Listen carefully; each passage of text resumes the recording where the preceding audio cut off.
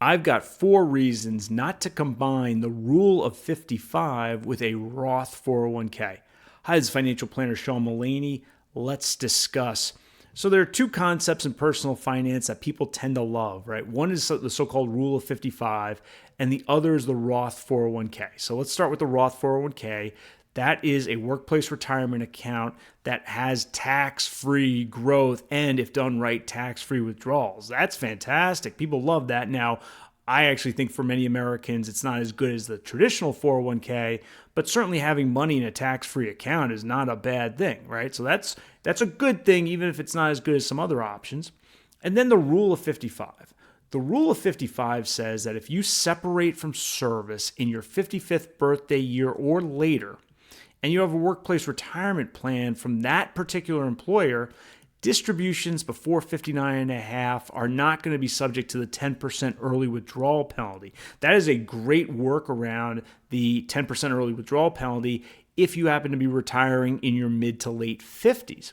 So people say, well, those are 2 pretty good things. Why don't we combine them? Well, I've got 4 reasons I don't believe you should be looking to combine the rule of 55 with the Roth 401k.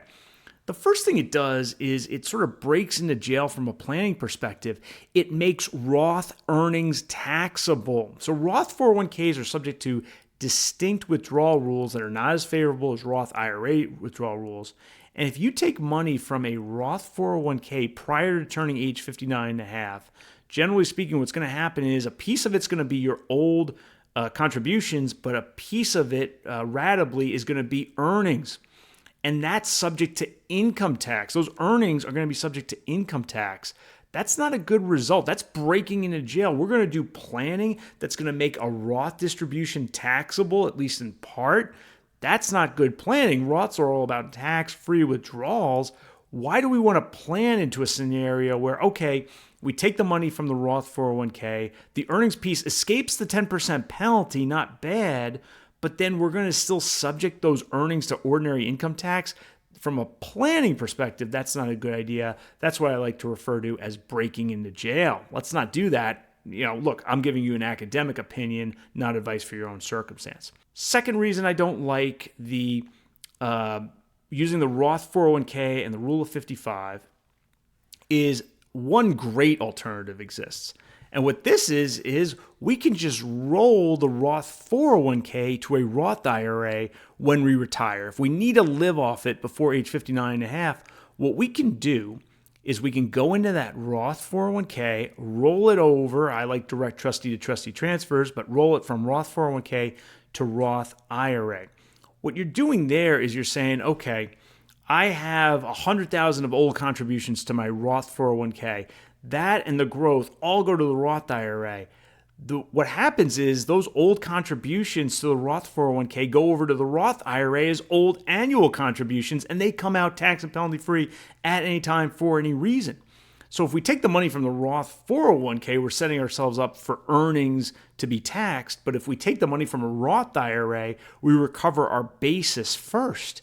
So that could be just a great way to escape tax before 59 and a half. And oh, by the way, that also escapes the 10% early withdrawal penalty. So it solves for both issues. So that's the second reason I don't like combining the Rule of 55 and the Roth 401k.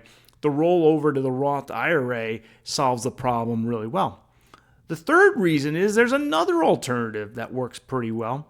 And this is referred to colloquially as withdraw, then roll over. So what you could do is before 59 and a half, you could take money from that Roth 401k and you say, oh, but that would attract tax on the earnings. I don't like that. Well, there are rules that allow you to take the earnings piece of any distribution and roll it into a Roth IRA. So what you could do before age 59 and a half, instead of using the rule of 55, you could say, all right, I'm going to do a little math here, and I'm going to take distributions to live my life on and more. So if I need a $20,000 distribution to pay the next 3 months worth of bills, I don't take $20,000 from the Roth 401k. Maybe I take $30,000 or $40,000. I take enough of a distribution so that the old contributions piece is the amount that I need, the $20,000 in my example. And then the rest of that distribution is quote unquote earnings. Well, that's taxable to me unless I move it to a Roth IRA. So that's the tactic I employ.